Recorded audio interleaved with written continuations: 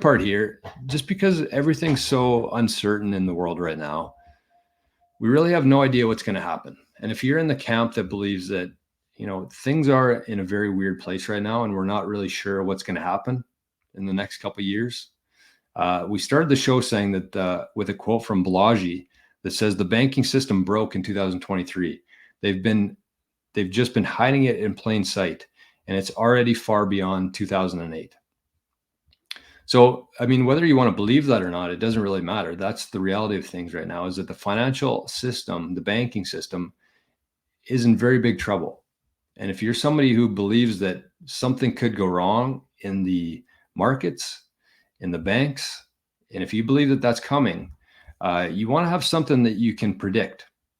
And so with Bitcoin here, it's something that you don't have to worry about what Jerome Powell is going to say, what the rates are going to be next month, what Apple's going to release for the next product. You don't have to worry about any of that. The Bitcoin itself is very predictive. And I want to stop here and show a clip of what's his name here? You'll see him in a second, but what's this guy's name? Lawrence Lepard. So let me bring this up. I want you to listen to this clip, because he talks about this, about how with cash, with gold, with anything, the supply is unknown. And if the demand for an asset increases, we can always increase the supply to meet that demand. So listen to what Lawrence Lepard here, he's been in this industry for a lot of years, 40 years. And this is what he has to say about Bitcoin. And I think it's a perfect message to anybody out there, especially financial advisors. So listen to Lawrence here.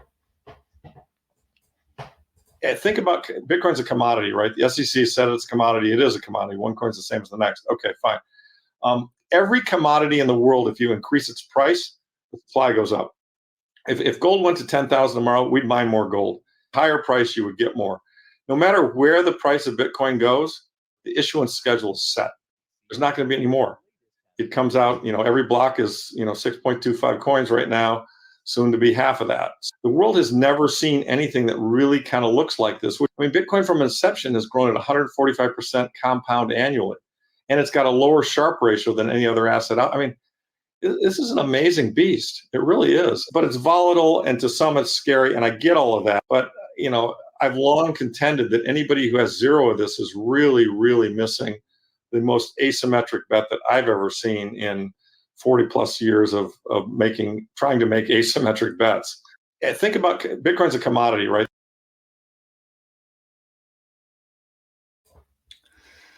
So that's very important. Very important. The fact that regardless of how much demand there is for Bitcoin, we cannot change the supply schedule. Very important. Because there's so many factors that are out of our control in this world, including how much money they print and how much debt they take on. It's completely out of our control. We don't vote on it, and it has a trickle-down effect on everything that we do, including the financial markets. So if you're holding the majority of your wealth or your client's wealth in those assets, you're at a very big disadvantage, and you're at the mercy of what certain people decide to do and say, and what companies release certain products and how they perform. You're at the mercy of all that. With Bitcoin, it's an asset that we know how much there is today. We know how much there's going to be in 5 years from now, in 50 years from now. And I want to show you this. I want to quickly show you this graphic that we show on the show here all the time. But it is the supply schedule of Bitcoin. And I put this into a very easy to read graphic here. And so this is the reward. So every 10 minutes, a new block is created. And every time a new block is created, new Bitcoin are created, or a new block is mined, new Bitcoin are created. So the first epoch was 50 Bitcoin every 10 minutes. Second epoch was 25 Bitcoin every 10 minutes on average. Third epoch was 12.5 Bitcoin. We just moved through this epoch, which was 6.2, and now we're in 3.125 Bitcoin every 10 minutes. And so this is the schedule here. That's what's happened, but then we also know what it is going forward here up until 2136, when the last Bitcoin will be mined. And so the reason these are highlighted here, this is 2064. This is the one that I always talk about here, because number one, this is within our lifetime, I think, for most of us, hopefully for all of us. But this is 2064. So you can see here that per day right now, in this epoch that we're in, there is 450 Bitcoin created every day. That's where we are today. 450 new Bitcoin are created every day.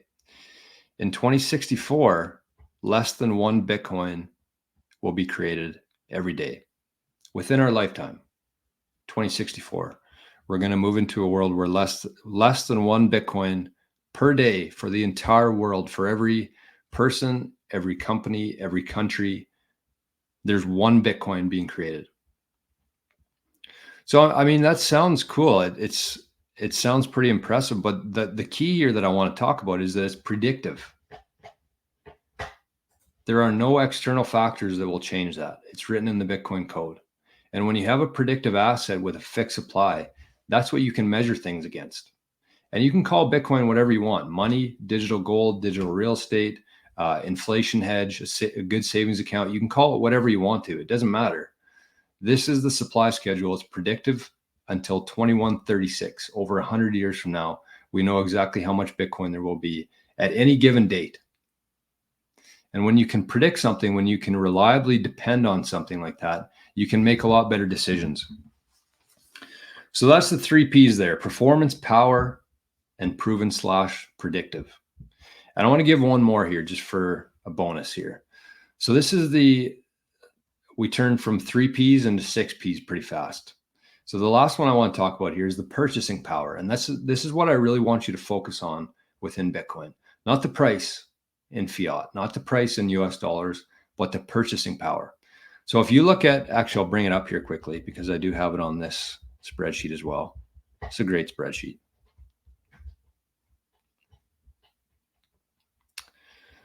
Let's see if I can. There we go. So purchasing power. One thing over time, and that has happened and will continue to happen, is if you measure any asset against Bitcoin, the price of it in Bitcoin has fallen over time. And when people hear that, it's very hard for them to wrap their mind around that. But when you see something like I'm about to show you here, this is the average homes in Canada. So you can see here back in 2015, I highlighted these two because I think that they're fairly reasonable, because these ones are crazy at the start. But in 2015, the average price of a home here in Canada was $413,000. In 2021, it jumped to $688,000, which is crazy for one. But, you know, people see that and they think, oh, well, my house went up in value. My house is worth more. It went from 400,000 to almost 700,000 in 6 years. So I'm doing pretty well. My house went up in value. But did it really?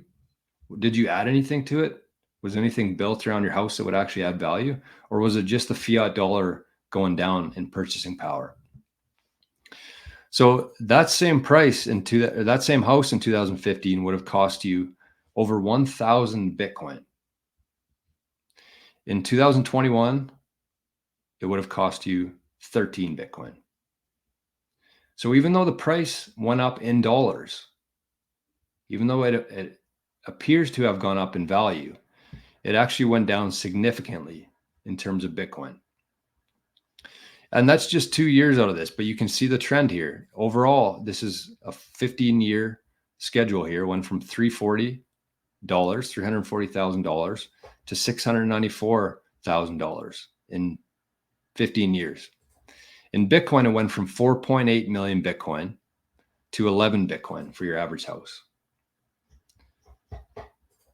So that's real estate. That's one asset class that has gone down in terms of Bitcoin and will continue to go down in terms of Bitcoin because it's a scarce asset with a fixed supply, and everything else, including real estate, will continue to go down in price compared to Bitcoin over time.